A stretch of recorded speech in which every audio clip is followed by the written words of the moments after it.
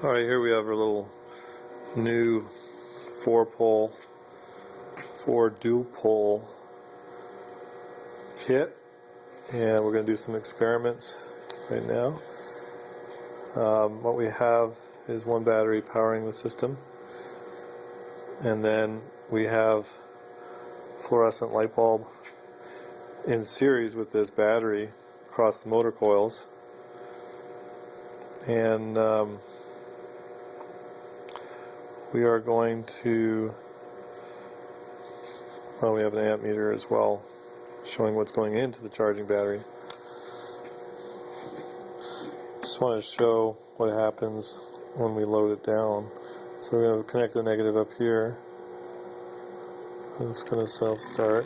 Oh, and then one of the generator coils is powering these 2 LED strips, so we could have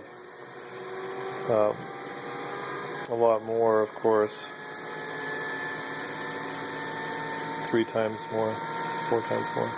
Anyway, you can see these little generator wires right there. So you can see with the battery in series with the fluorescent, well, with the ignition coil, which then is running out the secondary, and then this one's connected back up to the negative, or you could actually connect it up to the positive. Either side will work. This bulb is kind of slightly lit, but you can see the amp hours, or sorry, the amps going into the charging battery, and it is charging up. Of course, primary is discharging. See, the neon bulbs are also on because it's not a big enough load. These 2 items are not a big enough load together to for the system, I guess you could say. Now, if we disconnect this, which I will, first I want to turn it off. And instead of running these in series with each other, I am going to run them in parallel. Let me see here. Just don't want to make a mistake.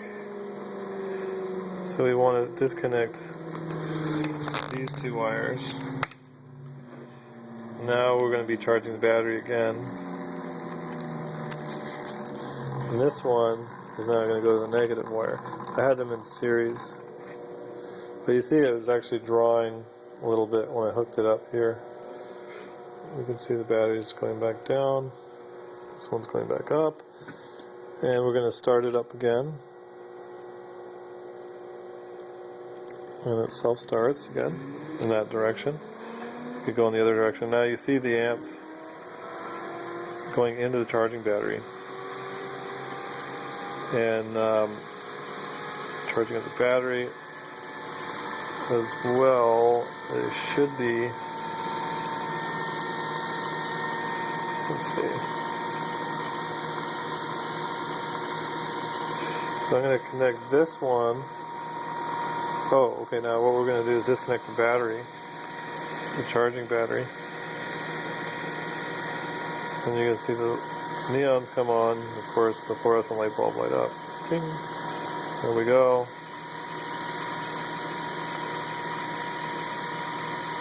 So it's drawing a little bit more, obviously, from the primary to do that, and you're not charging the battery. But this is one of the experiments you can do. See, the neons are coming on, the fluorescent light bulb. You can string up a whole bunch of fluorescent light bulbs in series with each other. Now, the ideal thing would be here to connect this before, right on the collector, not on these, not on this side of the diode, but on the other side. So if I do that, let's see if I can do that here without blowing anything up. Okay, so we are connected to the battery. Now watch when I disconnect this. And it speeds up because it's less of a load. And it's charging less. And the RPM's higher. So now if I connect up to one of these, well, actually I can connect right to the back. See that? As soon as I connect that up to one of these transistors before the diode. Boom, there we got it. You can see the charging amps slightly fluctuate. So turn it on. So that goes down a little bit because we're losing some of the power going to the battery, and we're taking it for the fluorescent light bulb. But you know, it takes quite a bit to light this fluorescent light bulb. In fact, I don't think it says it right here.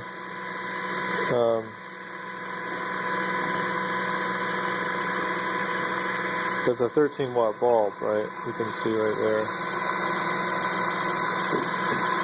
You can look at it.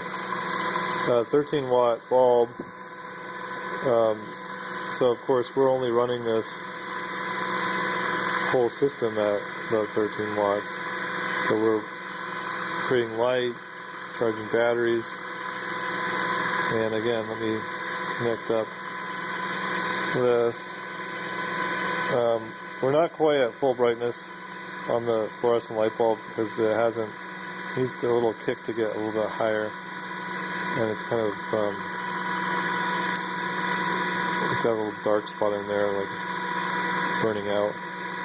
But anyway, that's one thing that you can do. Again, you're connected directly across the motor windings when I connect to the collector here. If I connect here, like I was doing before, notice it's drawing more from the battery. It's drawing more from this primary side, and it's not really even coming on. It's wanting to. You just can't start. It's not powerful enough. Probably at 24 volts we could do all this, but we want to be really careful at 24 volts. The system's not really meant for that. Maybe with aluminum rotors, it's going to go really fast, and you got to be careful disconnecting the output at all at 24 volts. It'll blow all these transistors out. Maybe use the bigger MJL transistors that we also sell if you're going to try that. They're more forgiving. But again, you see that the battery's charging over there, and now we could run other loads, like I said, LEDs.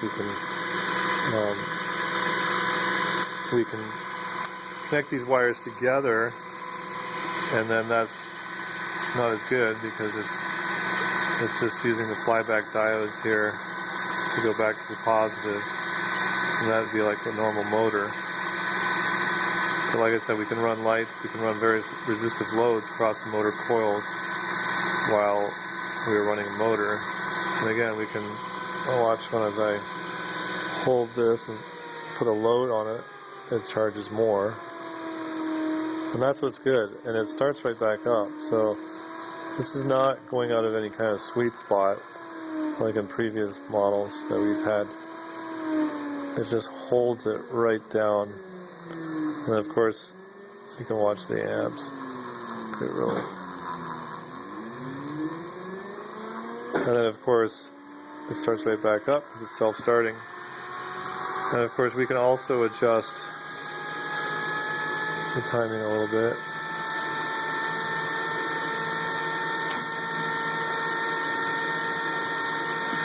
It might improve some things here. So now you can see got a little bit better charging because we got a little bit better timing with moving the reed switch. And again, less amp draw. There's the battery charging over there. So let's try and turn on fluorescent light bulb again. So now we're holding a little bit higher voltage, a little lower RPM but faster charging, more amp draw.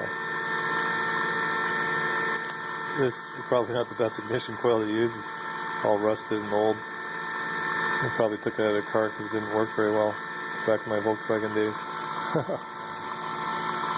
So there we have it. Like